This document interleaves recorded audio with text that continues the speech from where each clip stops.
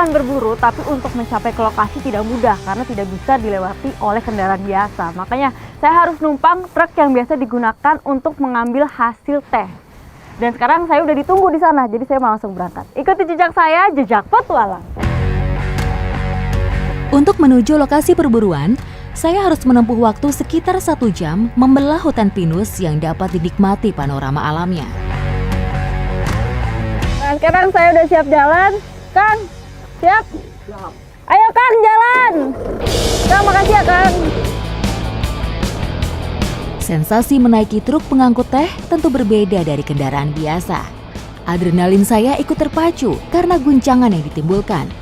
Saya harus tetap berhati-hati dengan berpegangan ke sisi tempat duduk agar tidak terjatuh.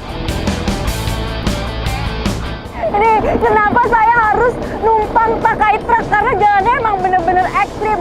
Berbatu, tanjakannya curam, turunannya juga curam. Ini tadi juga saya kegoyang-goyang di atas ini. Obstacle yang saya lalui pun beragam, tapi tidak menyurutkan semangat saya untuk sampai ke tujuan. Ini walaupun saya digoyang-goyang seperti ini, tapi pemandangannya indah sekali. Kanan kiri pohon pinus yang lebat, jadi suasananya itu sejuk. Menikmati pemandangan yang ada membuat perjalanan saya tidak terasa. Ya Pak. Wah, akhirnya setelah tergoyang-goyang saya sampai juga. Sebentar, saya turun dulu.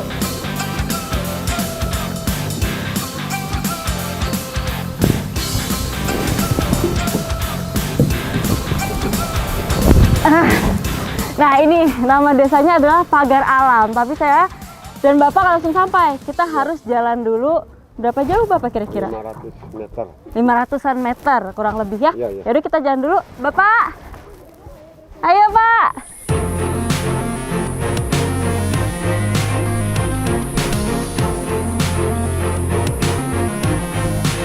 Jadi ini yang akan kita ambil. Apa namanya? Lebah engang, dan ya ini biasanya ada di pohon-pohon dan tinggi. Kalang ini dia ada di pohon pinus di ketinggian kurang lebih 15 meter.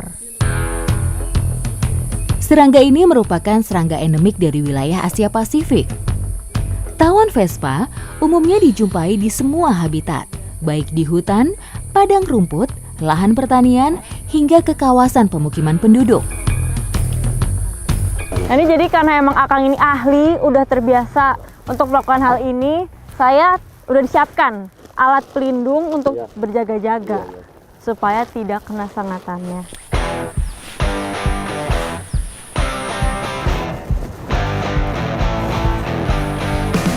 Nah, ini untuk mengambil sarangnya, pertama kita harus membakar menggunakan bambu ini. Tapi karena emang lokasinya sangat tinggi, walaupun ini udah menggunakan 2 bambu yang digabungkan, Akang tetap harus manjat dulu ya.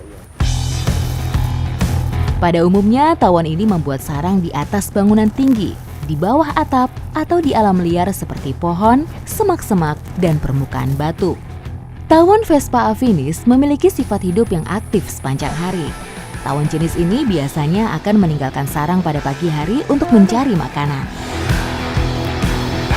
Ini memang bumi panjang sekali, jadi terasa berat dan juga dia melengkung ke bawah. Jadi susah untuk digapai sama Akang yang di atas. Butuh effort lebih untuk mengambil sarang tawon ini. Nah, ini emang nggak mudah ya, walaupun Bapak udah dua-duanya naik, tapi karena emang jaraknya yang sangat tinggi, bambunya juga panjang, jadi belok ke kanan ke kiri. Ini baru akhirnya bisa nih. Mungkin di sebentar lagi akan terbakar. Ini lebahnya mulai keluar.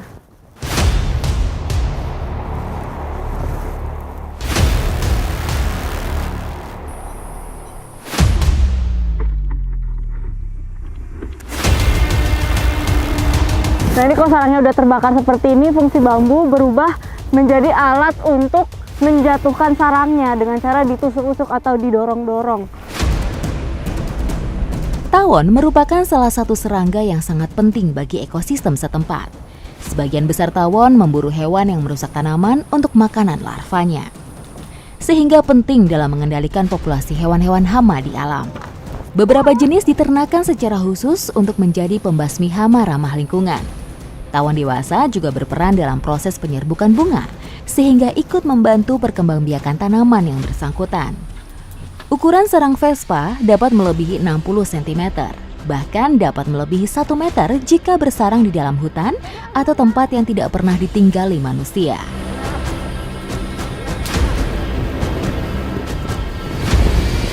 Nah, ini nih jadi yang kita cari adalah larvanya si lebah. Emang si lebah engang ini profilnya lebih panjang dari lebah biasanya. Larva tawon biasa dikonsumsi oleh masyarakat dengan diolah menjadi varian makanan.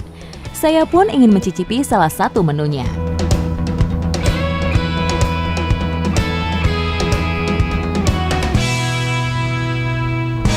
Engang ini akan kita masak menjadi gogole engang suluh awi. Tapi sebelum kita masak, larva ini harus kita keluarkan satu persatu dari sarangnya. Sekilas, penganan ini sama seperti oseng-oseng berbahan dasar daging maupun ikan. Soal rasa dan khasiat, kuliner ini tidak perlu diragukan, sehingga masih banyak diburu. Wah, ini ternyata banyak juga hasilnya.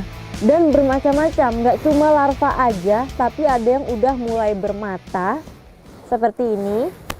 Bahkan ada yang udah menyerupai bentuk engang dewasa, seperti ini. Larva diolah dengan bumbu sesuai selera. Meski dengan bumbu yang sederhana, tetap menghasilkan cita rasa yang luar biasa. Ini karena bumbunya emang mudah, cukup diiris aja. Kalau bumbu udah selesai, larva udah terpisahkan dari sarangnya, bisa langsung kita oseng-oseng. Ayo Kak.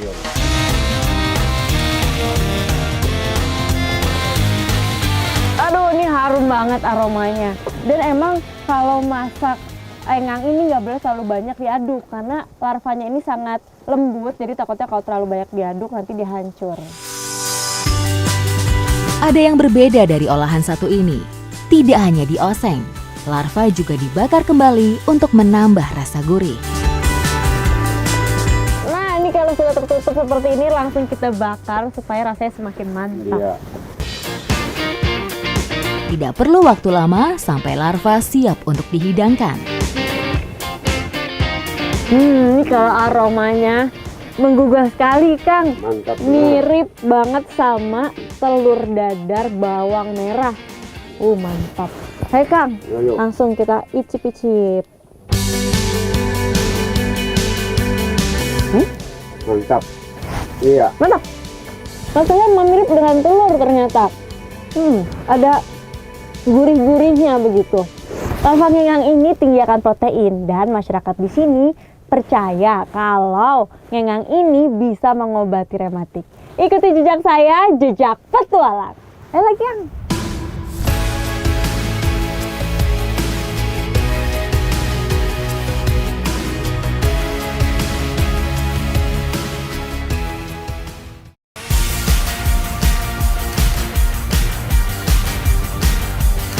Petualangan saya berlanjut ingin mengikuti kegiatan pelepas liaran satwa.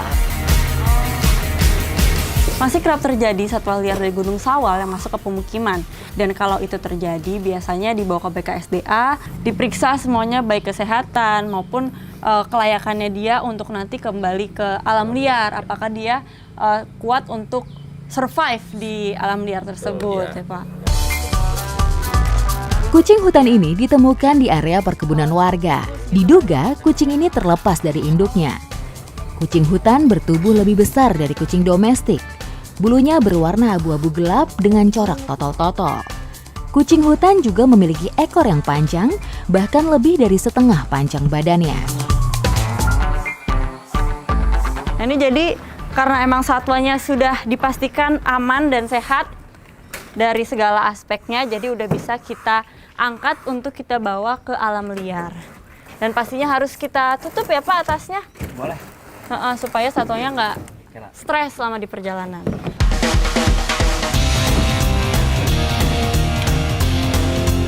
Sip, makasih Pak. Nah, ini kita udah diikat kencang semuanya, kita langsung berangkat ke tempat pelepas liaran. Oke. Ya.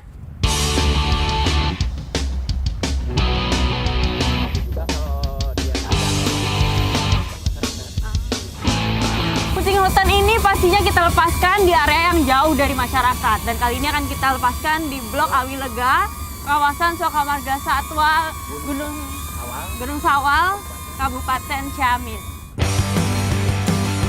Meski disebut kucing hutan, habitatnya tidak hanya di dalam hutan. Hewan ini kerap ditemukan di kawasan pemukiman atau perkebunan warga, terutama yang ekosistemnya masih asri. Biasanya dijumpai di dataran rendah, meski beberapa kali juga ditemukan di dataran tinggi. Lokasi pelepas liaran tidak bisa dilewati mobil biasa, sehingga kami harus menggunakan mobil khusus untuk menembus kontur jalan yang berbatu. Sebenarnya pelepas liaran kucing hutan ini bisa dilakukan kapan saja, bisa pagi, bisa siang, sore, bahkan malam. Jadi disesuaikan dengan ketersediaan waktu dan juga kapan kucing ini sudah bisa dilepas liarkan. Secara populasi, kucing hutan terbilang masih banyak. Meskipun begitu, kucing hutan tetap harus berada pada habitat aslinya. Lembaga Konservasi Internasional mengklasifikasikan ke dalam satwa liar dilindungi.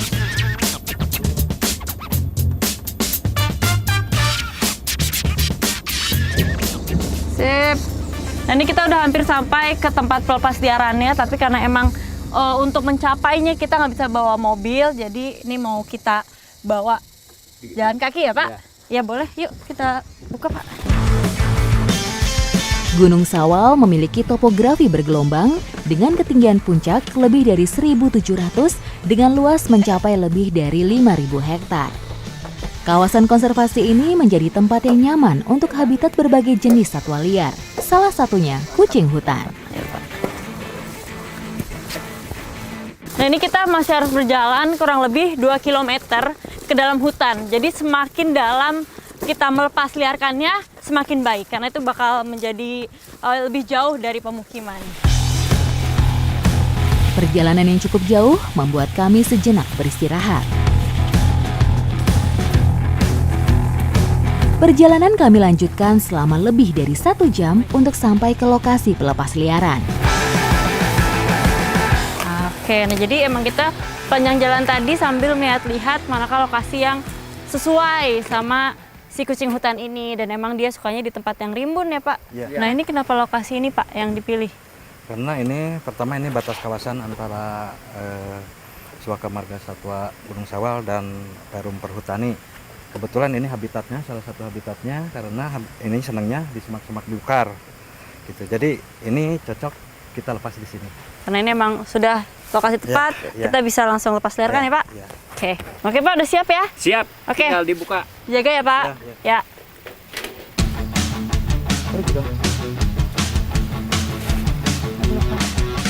Nah ini jadi emang kalau dilepas liarkan pasti si kucing hutan ini akan keluar dan mencari jalan. Dia akan memilih yang sesuai dengan habitat aslinya, yaitu semak-semak seperti itu. Dan kita harus hati-hati, harus menjaganya.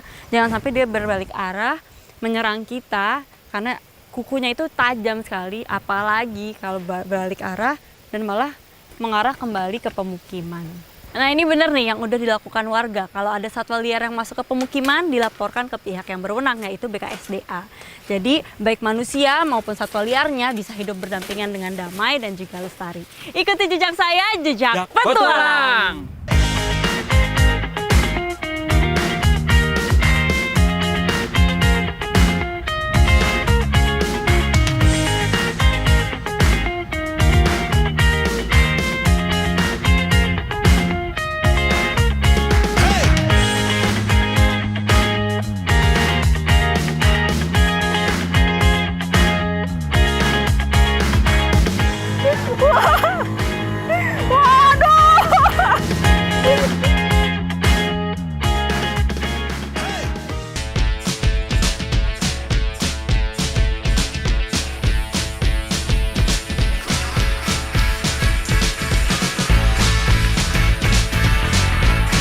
Provinsi Jawa Barat merupakan wilayah yang memiliki luas perkebunan terbesar di Indonesia. Taraju, satu kecamatan yang memiliki relief berbukit sekaligus sentra teh di Kabupaten Tasikmalaya. Pagi hari memang menjadi waktu yang tepat bagi masyarakat Desa Taraju untuk memetik daun teh. Dan hari ini saya mau ikut serta nih. Ikuti jejak saya, jejak petualang. Teh merupakan komoditas perkebunan yang banyak dibudidayakan di sini. Dataran tinggi yang dingin merupakan tempat paling baik untuk memproduksi daun teh berkualitas tinggi. Ini kalau lagi musim, dalam sehari, dalam satu pagi aja bisa dapat 1 sampai 1,5 kintal pucuk daun teh. Wah, itu satu orang doang loh, dikali banyaknya orang-orang pemetik daun teh ini dalam sehari. Para petani teh biasa memetik secara berkelompok. Satu kelompok bisa mencapai 10 orang tergantung luas kebun teh. Tidak semua daun teh bisa dipetik. Nah, jadi diambil 2-3 daun muda teratas tapi yang ukurannya besar. Itu yang terbaik. Memetik teh di Taraju masih sangat tradisional dan menggunakan alat yang sudah digunakan dari zaman dulu kala. Untuk memetik pucuk-pucuk daun teh ini ada alatnya nih, namanya etem. Nih, jadi dia tuh ada bagian yang tajamnya di bagian depan, makanya harus hati-hati. Kalau nggak hati-hati, bisa ini nih terbesit seperti saya. Tidak hanya daun teh yang dipetik. Kalau beruntung, biasanya para petani menemukan bagian lain dari pohon teh untuk dibawa pulang. Nah, ini selain pucuk daun, ada bagian lain dari pohon teh ini yang bisa dimanfaatkan. Tapi kita harus cari dulu, karena dia jarang-jarang nih lokasinya. Biasanya ngumpet-ngumpet, dan dia ini biasanya hidup, numpang hidup di batang, di pohon tehnya, gitu ya Bu.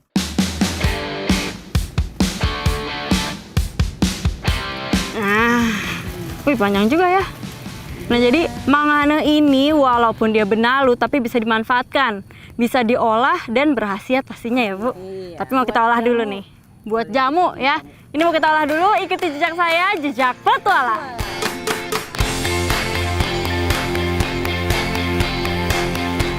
Menjelang siang hari, aktivitas panen teh pun selesai. Nah, ini dia. Ojek Palang, ini dia jagoan kita. Jadi ojek Palang ini adalah motor yang udah dimodifikasi. Ini biasanya untuk membawa hasil-hasil panen dari daun-daun teh ini. Ojek Palang tidak hanya ada di Taraju, melainkan di beberapa daerah lainnya di Kabupaten Tasikmalaya. Moda transportasi ini didesain khusus untuk menembus jalur pegunungan.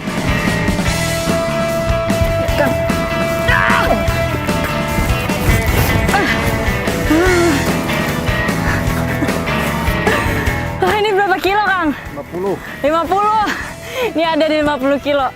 Jadi karena udah dimodifikasi dengan bambu atau kayu di sisi kanan dan kirinya, satu ojek Palang ini bisa memuat sampai 5 kintal. Biasanya ojek Palang diandalkan oleh masyarakat untuk mengangkut hasil bumi, seperti kayu besar, pasir, buah dan sayur hingga hewan ternak. Dah, Kang, ini penuh, saya duduknya di mana? Di belakang aja. Di sini. Iya. Ya udah. Punten ya, Kang. Iya. Wah, maaf nih Kang ya, bukan yang nggak sopan nih. Wah, oke. Ibu, aman Bu? Ayo, ikuti jejak saya, jejak petualang. Ayo Kang.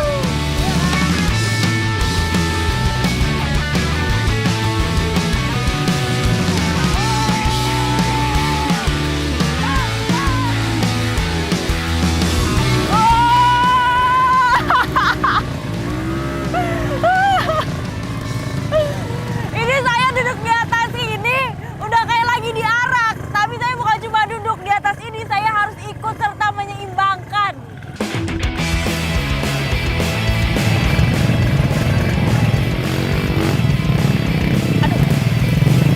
Menaiki ojek Palang tentu cukup memacu adrenalin saya.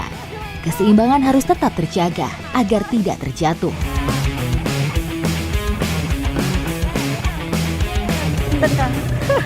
Aduh, ini kayak karena tanjakan. Kalau saya duduk di belakang, bebannya ke belakang semua, jadi saya harus pindah ke depan nih.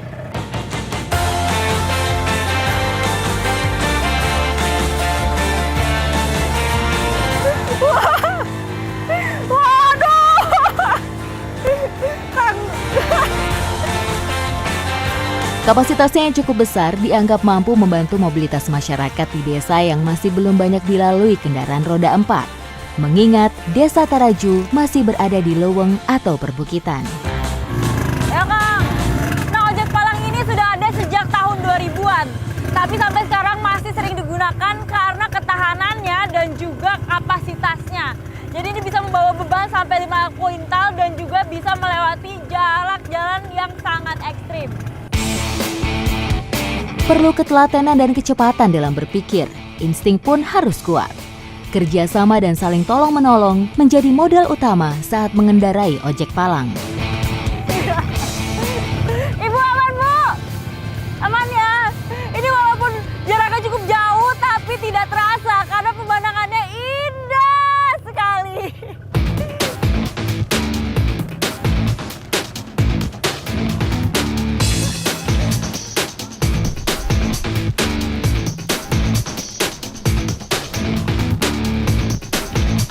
Benalu teh merupakan tanaman pengganggu yang hidup pada tanaman teh.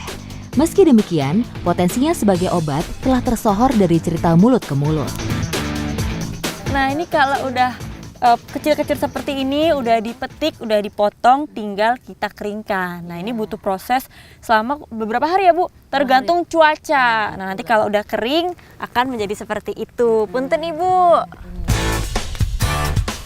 Seperti obat tradisional pada umumnya, benalu teh digunakan dalam bentuk ekstrak air. Sebelum diseduh, benalu harus dicuci terlebih dahulu dan pastikan tidak ada kotoran atau jamur menempel. Benalu di bawah sinar matahari, sebaiknya menghindari menjemur pada pagi hari agar tidak terkena embun. Nah, untuk membuat jamu mangana ini cukup mudah, jadi cukup dimasukin aja ke air yang mendidih. Dan sebenarnya di beberapa daerah lain juga ada, tapi namanya aja yang berbeda. Daun benalu teh diseduh tanpa bahan penyedap lainnya. Tapi tak jarang masyarakat menambahkan rempah lainnya seperti jahe untuk lebih menghangatkan perut.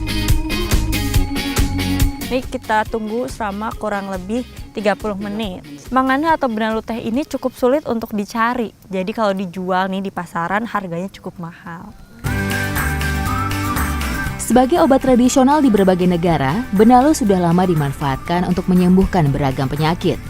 Dari sejumlah catatan etnobotani, di Pulau Jawa pada tahun 1968, tanaman ini sudah digunakan sebagai obat, salah satunya penyakit cacar air. Wah iya nih, ternyata benar kalau udah direbus daunnya akan berubah warna. Seperti teh tapi dia lebih kekuningan.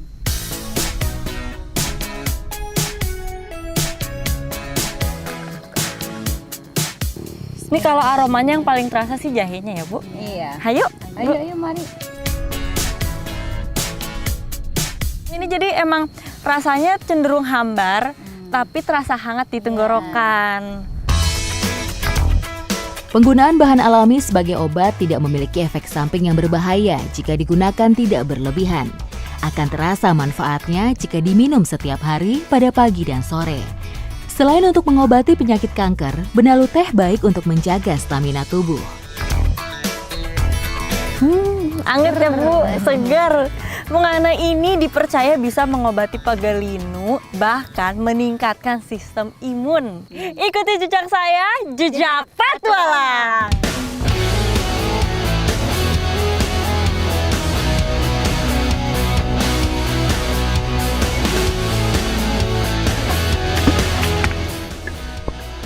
Wih, dapat! Wah, mantap nih ya Kang.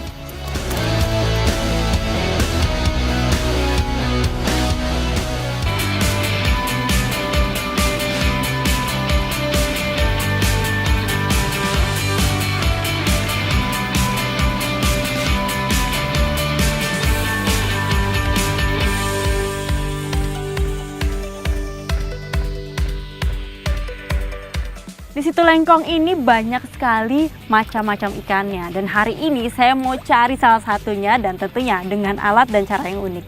Ikuti jejak saya, jejak petualang. Pemanfaatan perikanan di situ Panjalu dapat dilihat dari adanya aktivitas penangkapan ikan dengan menggunakan alat tangkap beragam. Nah, jadi hari ini kita akan mencari ikan dengan cara menombak. dan pastinya menggunakan tombak. Dan tombak yang kita gunakan ini adalah tombak dengan 3 mata seperti ini. Alat tangkap ini sudah relatif jarang ditemui dikarenakan perlu keahlian khusus dalam menggunakannya. Keahlian mata dari nelayan dituntun untuk dapat melihat ikan yang berenang cepat.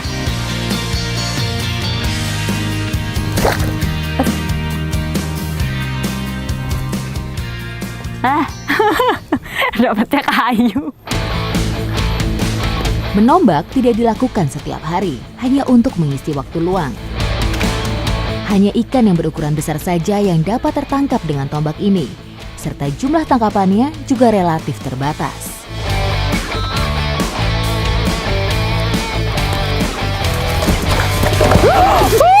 Ya Kang, aduh, Kang, ya, Kang. Aduh maaf ya Kang, maaf Kang. Aduh maaf. Kalau nombak di atas perahu harus sambil jaga keseimbangan. Jadi antara nombak campur surfing nih.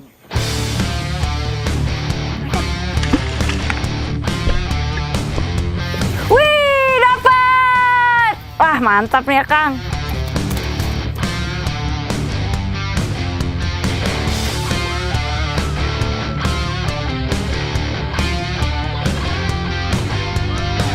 Aduh. Nah, ini emang biasanya masyarakat di sini ngambil ikan sesuai dengan kebutuhan mereka. Dan sekarang kita udah dapet ya sesuai kebutuhan kita. Dia langsung kita olah. Ikuti jejak saya, jejak petualang.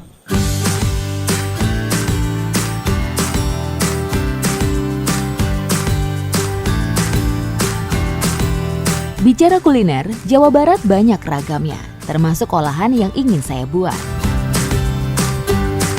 Ikan-ikan ini akan kita masak menjadi ikan bumbu acar. Dan ada yang menarik nih di sini, yaitu cabenya besar sekali. Ikuti jejak saya, jejak petualang. Ikan acar kuning umumnya menggunakan ikan air tawar.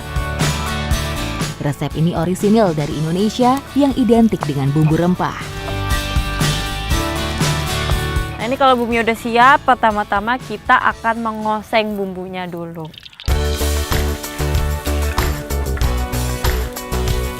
Nah, ini bumbunya kurang lengkap nih kalau nggak ditambah daun salam dan juga serai. Nah, ini berfungsi supaya masakan ini semakin harum. Acar kuning tidak hanya disajikan untuk disantap setiap hari, melainkan sajian istimewa saat berkumpul keluarga. Nih, kalau airnya udah mendidih seperti ini, ikannya udah boleh kita masukin nih. Ayo Kang.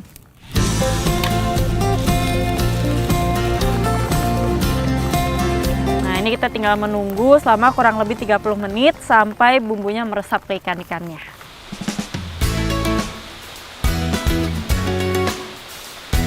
Wah, ini kalau kelihatannya udah mantep banget dan harum sekali ya Kang. Ayolah langsung kita sikat.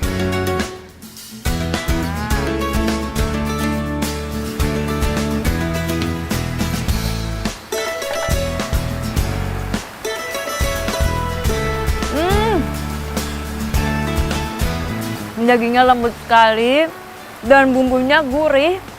Plus segar dan ada asam-asamnya sedikit, jadi mirip garang asam. Ikan nila membantu memenuhi kebutuhan kalsium. Mineral ini sangatlah penting agar tulang lebih kuat. Dengan kebutuhan kalsium yang cukup dan terpenuhi, penyakit yang menyerang tulang seperti osteoporosis pun dapat dihindari.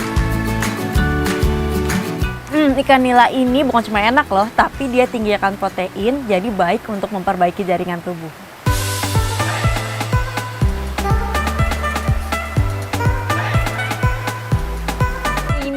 Ikan nila bumbu acar anget-anget emang paling pas nih dimakan pas lagi hujan seperti ini. Ikuti jejak saya, jejak petualang.